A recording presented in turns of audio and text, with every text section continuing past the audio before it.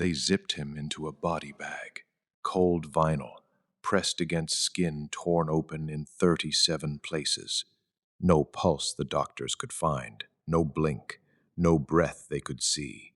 And then, from inside that bag, Roy Benavidez spat in the doctor's face. That's not a legend somebody dressed up over the years. That's a documented moment from a man the United States Army had already given up on twice. By the end of this video, you'll know exactly what happened west of Loc Ninh on May 2nd, 1968. How one man survived a minefield that should have left him paralyzed for life. How he walked back into the same war that nearly killed him, and how he spent 6 hours in a jungle clearing, doing something the human body simply isn't built to do.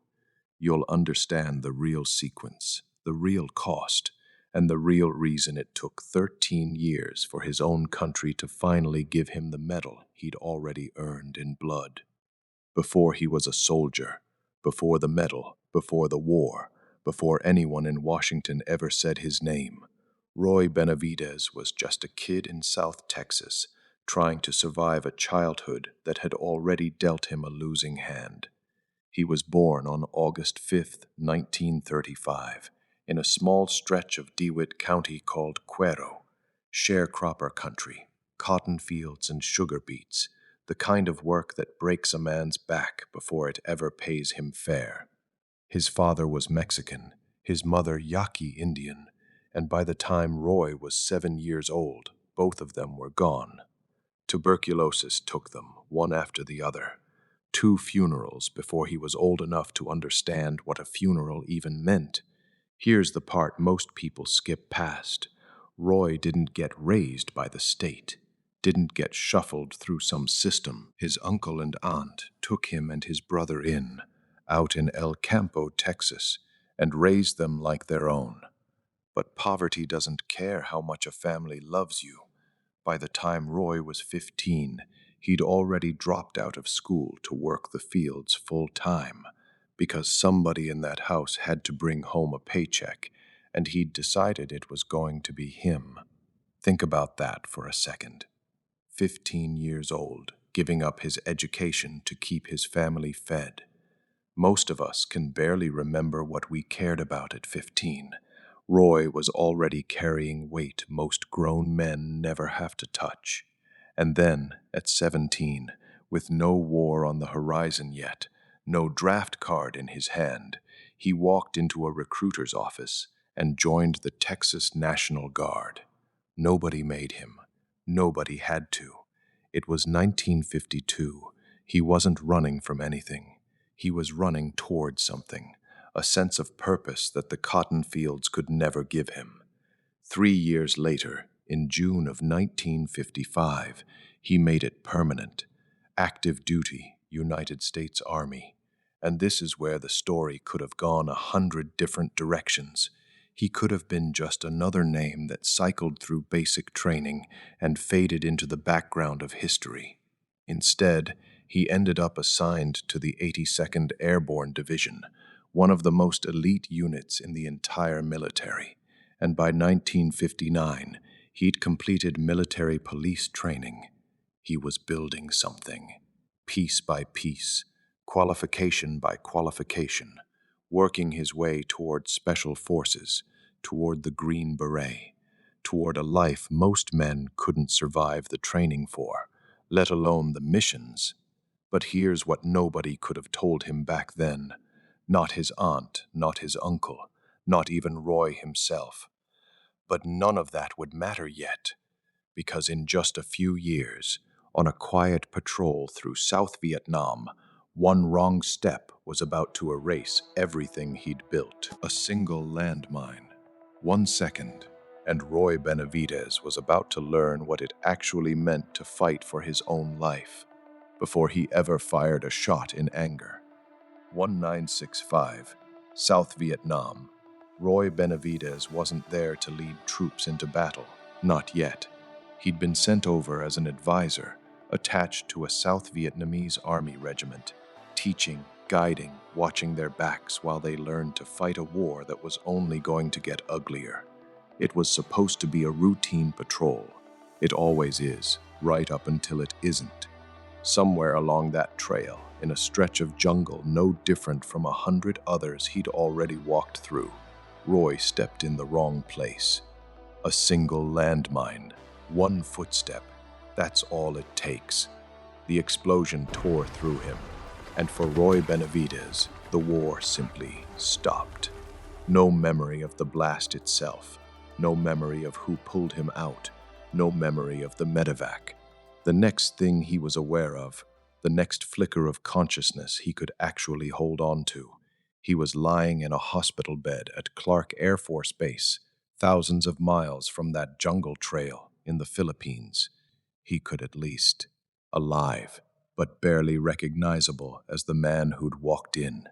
From there, they shipped him home. Fort Sam Houston, Texas, a name that was going to mean a lot more to Roy before this story is over. And this is where it gets hard to hear, because the doctors weren't gentle with him. They didn't sugarcoat it. They told him flat out that he might never walk again. Sit with that for a second. This was a man who'd spent his entire life building himself up from nothing, from an orphaned kid in the cotton fields to a soldier in one of the most demanding branches of the U.S. Army. And now doctors were telling him that his body, the one tool he'd used to climb out of poverty and into a life of purpose, was broken beyond repair. The Army started drawing up his medical discharge paperwork. Not a threat, not a warning, a plan already in motion.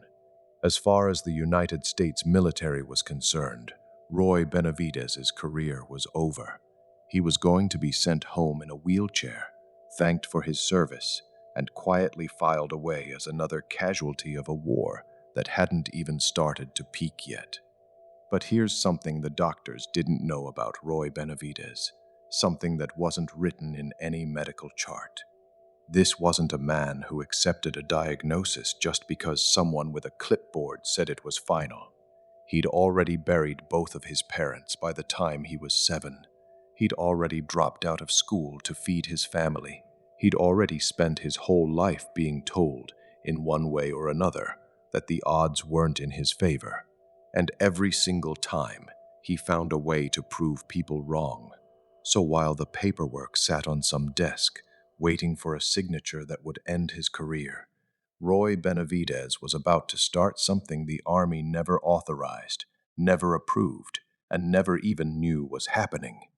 Late at night, alone, in secret. Every night, after the lights went out and the ward went quiet, Roy Benavidez did something no doctor had prescribed and no chart would ever record. He got out of bed, not with permission, not with supervision, just him in the dark, gritting his teeth against pain that would have sent most men reaching for the call button. He'd push himself up, plant his feet on that cold hospital floor, and force his legs to hold his weight, even when they screamed at him to stop. Night after night, alone, in secret. Nobody told him to do this. If anything, everybody around him would have told him not to, that he was risking further injury, that recovery took time, that the doctors knew best. But Roy had already decided something the medical staff hadn't factored into their prognosis. He wasn't going to let a diagnosis write the ending to his story. So he kept going back, night after night, standing a little longer each time, taking one more shuffling step than the night before. Slow, excruciating, invisible to everyone but him. And somehow, against everything the doctors had told him, against the paperwork already sitting on some desk waiting for a signature, Roy Benavidez walked again. Not just walked. He walked well enough, strong enough, convincingly enough, that he passed the Army's physical requirements to stay on active duty. The medical discharge that had already been drafted for him. It never got signed, because there was nothing left to discharge him for. He got sent back to Fort Bragg, North Carolina, the heart of Army Special Operations. And here's where most people would have taken the win and coasted. Walking again after being told you never would. That's a miracle most men would happily settle for. Not Roy.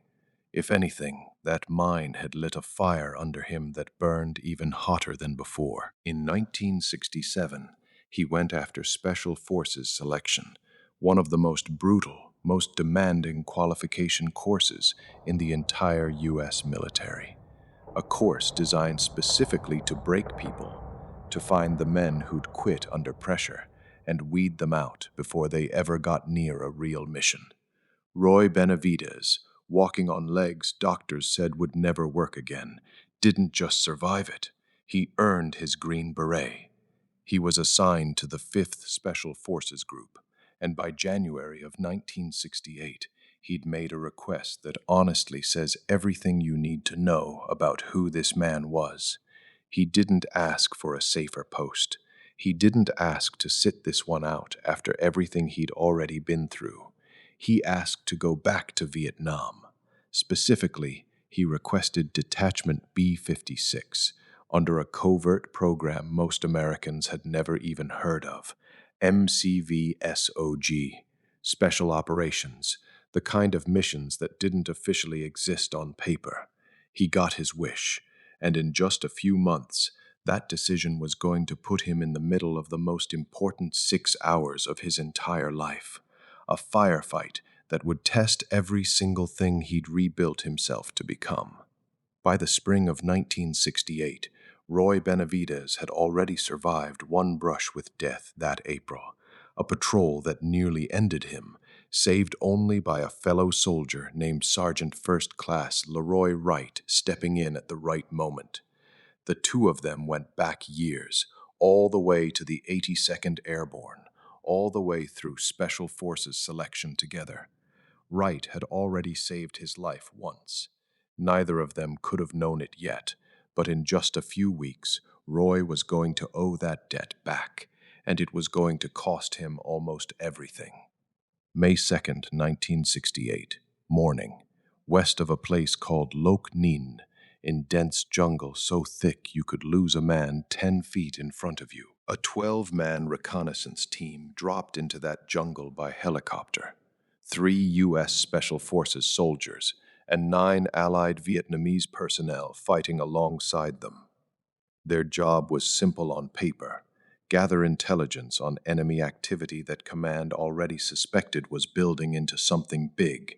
They were right to be worried. Almost immediately after insertion, that team walked straight into heavy resistance. North Vietnamese forces, dug in, organized, and ready. Not a patrol, not a skirmish, a confirmed buildup of enemy strength that the team had just stumbled directly into the middle of. The radio calls started coming in fast, urgent. They needed out immediately. 3 separate helicopters tried to get in and extract them. 3 times the pilots were forced back. Small arms fire, anti-aircraft fire, tearing through the air so thick that landing simply wasn't possible. Every attempt failed, and with every failed attempt, that 12-man team was running out of time, running out of ammunition, and running out of options. Back at the forward operating base in Loc Ninh, Roy Benavidez was monitoring all of this over the radio. He wasn't even supposed to be part of this mission. He'd just come from Catholic Mass. He was watching the wounded get offloaded from the helicopters that had made it back, watching the damage assessments come in on aircraft that had barely survived the attempt. And that's when he heard it, the voice on the radio, one of the men trapped in that jungle, screaming the 4 words that would define the next 6 hours of his life. "Get us out of here!" Roy didn't wait for orders. He didn't wait to be assigned. He grabbed a nearby medical aid bag, the only knife he had on his belt, and ran for the next helicopter headed back into that fire. No rifle, no body armor beyond what he already had on. Just a green beret, a medic's bag, and a decision he'd already made before his feet even left the ground, that whatever was happening to that team down there, he wasn't going to sit at that base and listen to it happen over a radio. What Roy Benavidez was about to do in that jungle clearing would become one of the most extraordinary acts of courage in American military history. But first, he had to survive just getting there. The helicopter couldn't land. Same problem every aircraft before it had run into. The enemy fire coming up from that jungle was too thick, too accurate, too relentless. So Roy Benavidez did the only thing left to do. He had the pilot bring him as close as possible to a nearby clearing, and he jumped from a hovering aircraft with a medical bag and a knife into a landing zone that 3 helicopters had already failed to reach safely. He hit the ground running, approximately 75 meters between him and the trapped team. Doesn't sound like much until you're sprinting across open, exposed ground while automatic weapons fire is tearing through the air around you. Every step across that clearing was a step with no cover, no backup, nothing but his own legs and whatever luck he had left. He didn't make it across clean. Before he even reached the team, Roy took hits. His right leg, his face, his head. Wounded, bleeding, and he hadn't even reached the men he came to save yet. Most people would have turned back at that point. Most people would have called it, gotten as far as they could, and accepted that the mission had failed before it even really started. Roy Benavidez kept running. He reached the team, and in that instant, everything changed. Because Roy didn't arrive as a rescuer waiting for instructions. He arrived and immediately took charge, repositioning survivors, directing their fire so they weren't just scattered and panicking, treating the wounded with the only medical bag on that entire battlefield, popping smoke canisters to mark their position so incoming aircraft would actually know where to aim. Think about the math here for a second. One man, already wounded 3 times over, walking into a firefight that had already downed 3 helicopters and pinned down a 12-man team, and somehow imposing order on complete chaos within minutes of arriving. And he wasn't done, not even close. Roy started physically moving the wounded, carrying some, dragging others, toward the point where an extraction aircraft might actually be able to reach them. Half the surviving team moved by one man under fire, with blood already running down his own face from wounds he hadn't had time to treat. This is the part of the story where you have to remember, this is still just the beginning of what would become known as 6 hours in hell. Roy hadn't even gotten anyone onto an aircraft yet. The helicopter that was supposed to save them all was still coming, and when it finally did arrive, it was about to bring an entirely new kind of disaster with it, one that would leave Roy running alongside a moving aircraft, exposed, unprotected, doing something that sounds almost impossible to believe actually happened. An extraction helicopter finally made it close enough to attempt a pickup. And Roy Benavidez did something that still sounds almost unbelievable when you say it out loud. And he ran alongside the moving aircraft, fully exposed, laying down protective fire so it could maneuver in and collect the rest of the team. No cover, no armor, just a man on foot matching pace with a helicopter, daring the enemy to try and stop him. Then he went back for something most soldiers in his position would have had to leave behind. The team leader, Sergeant First Class Leroy Wright, the same man who'd saved Roy's life just weeks earlier, was dead, and Roy went back for his body, went back for the classified documents Wright had been carrying, because in Roy's mind, leaving either one behind simply wasn't an option. That's when it happened. Small arms fire tore into his abdomen. Grenade fragments ripped into his back. 2 more wounds, stacked on top of everything he'd already survived, just getting to this point. And then the helicopter pilot, the man flying the aircraft that was supposed to be their way out, was mortally wounded. The helicopter lost control. It crashed. Picture that moment. The one aircraft that had actually made it in, the one real chance at extraction, now a wrecked, overturned shell on the ground. Most people would call that the end of the story. For Roy Benavidez, it was just the next problem to solve. He secured the classified documents first. Then he moved back into the wreckage and started pulling wounded men out of that overturned helicopter with his bare hands. Then he built a perimeter around what was left of his team, distributing water, distributing ammunition, calling in tactical airstrikes, and directing gunship fire onto enemy positions, all while bleeding from wounds that would have sent most men into shock long before this point. He got hit again, wounded a fourth time, this time in the thigh, while he was in the middle of administering first aid to someone else. He didn't stop treating them. Eventually, another extraction helicopter made it down, and Roy started moving wounded men toward it, one trip at a time. On his second trip across that landing zone, an enemy soldier came up from behind him and clubbed him to the ground.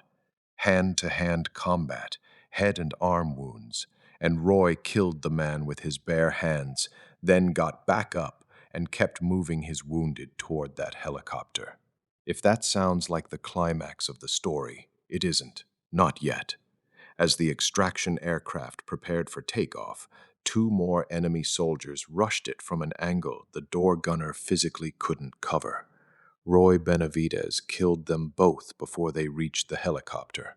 And even then, even with an aircraft ready to fly him out of that jungle after everything his body had already been through, Roy made one final trip back to the perimeter to confirm the classified material was accounted for, to bring in anyone still left behind. Only after that final trip did he allow himself to be pulled into the helicopter.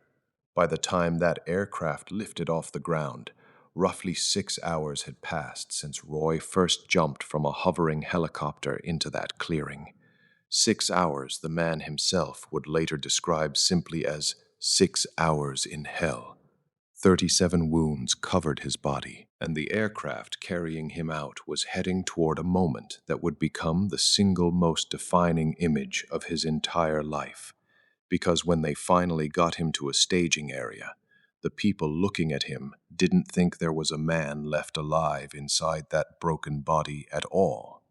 They got him back to the forward operating base, and by the time medical staff got a look at Roy Benavidez, 37 wounds deep, covered in blood that wasn't just his own, there was nothing about him that looked alive.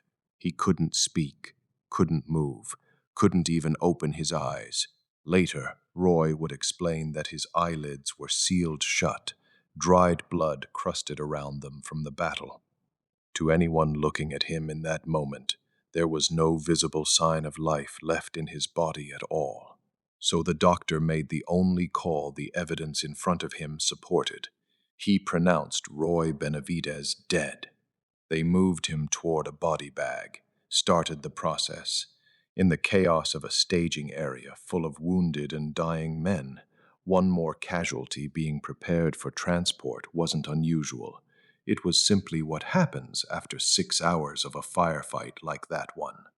But there was a man nearby named Jerry Cottingham, someone who knew Roy, who apparently wasn't ready to accept that verdict without one more check. He pushed the doctor to check Roy's heartbeat one more time before sealing that bag shut. And here's the moment this entire story has been building toward.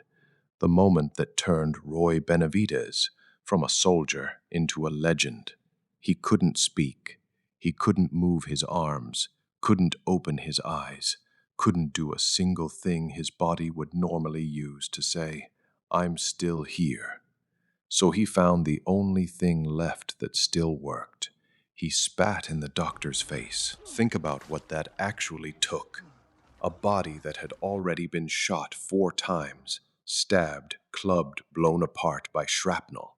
A body that had already been officially declared dead by a trained medical professional, somehow found enough left inside it to make one final defiant statement. Not a word, not a gesture, just proof. Undeniable, impossible to ignore proof that whatever the paperwork said, Roy Benavidez was not finished yet. They pulled him back out of that body bag immediately. What followed was more than a year of hospitals. Long Bin first, then evacuated through Japan, eventually landing back at Fort Sam Houston, the exact same hospital where doctors had once told him he'd never walk again. Same building, same diagnosis of impossible, same man, once again, refusing to accept it. He survived, against every reasonable expectation, against everything his own body had been put through in that jungle. Roy Benavidez lived to tell this story himself, decades later, in his own words. But surviving the battle wasn't the end of this story, not even close. Because what happened next, the fight to get this man the recognition he had clearly, undeniably earned, would take 13 more years, one missing witness, and a report that almost never got written. Surviving that jungle should have been the end of the hardest fight of Roy Benavidez's life. It wasn't, because when the Army first reviewed what happened west of Loc Ninh, they didn't award him the Medal of Honor. It wasn't. They gave him the Distinguished Service Cross instead, one step below it. Not because what he did wasn't extraordinary enough. The problem was colder than that, more bureaucratic than that. The Army believed there was no living eyewitness left who could confirm the full account of what Roy had done in those 6 hours. Think about that for a second. The men who saw everything, Wright, Mousseau, the pilot, the crew, most of them were dead, and without a witness statement, without someone else's voice backing up Roy's own account, the highest honor his country could give him simply sat out of reach, not denied outright, just unsupported, buried under the weight of paperwork and protocol. For over a decade, that's where it stayed. Then a name from that jungle resurfaced, Brian O'Connor, the radio operator on that 12-man team, the man who'd been severely wounded that day but survived, came forward. He wrote out a 10-page eyewitness report, laying out in detail everything he'd witnessed Roy do that afternoon. The running, the wounds, the body he refused to leave behind, the documents he wouldn't abandon, every piece of it, finally, in the words of someone who'd been there. That report changed everything. With O'Connor's account on record, the Army upgraded Roy's Distinguished Service Cross to the Medal of Honor, the nation's highest award for valor in combat. On February 24, 1981, at the Pentagon, President Ronald Reagan stood in front of Roy Benavidez and read that citation aloud himself. 13 years after that firefight, 13 years after a doctor had zipped him into a body bag and pronounced him dead. Reagan would later describe the details in that citation as almost too extraordinary for words, official, restrained military language struggling to contain what this one man had actually done. Roy Benavidez didn't just survive a landmine that doctors said would leave him paralyzed. He didn't just survive 6 hours in a jungle clearing against a battalion-sized enemy force, sustaining 37 wounds along the way. He saved at least 8 men that day. Official Army record, not exaggeration. Men who got to go home to their families because one soldier refused to accept that the mission, or his own life, was already over. That's the story of Roy Benavidez, a man who was told impossible more times than most of us will hear it in an entire lifetime, and who answered every single time by proving it wrong. Now, if you think Roy's story was something else, wait until you hear what Desmond Doss did on a cliff face in Okinawa, unarmed, saving 75 men with his bare hands, while everyone around him was convinced there was no way he'd make it out alive. That video is coming up next, and it might be even harder to believe than this one. If this story moved you the way it moved us to tell it, hit subscribe. Valor Untold Stories brings you these true accounts of courage every week. the ones history almost let slip through the cracks.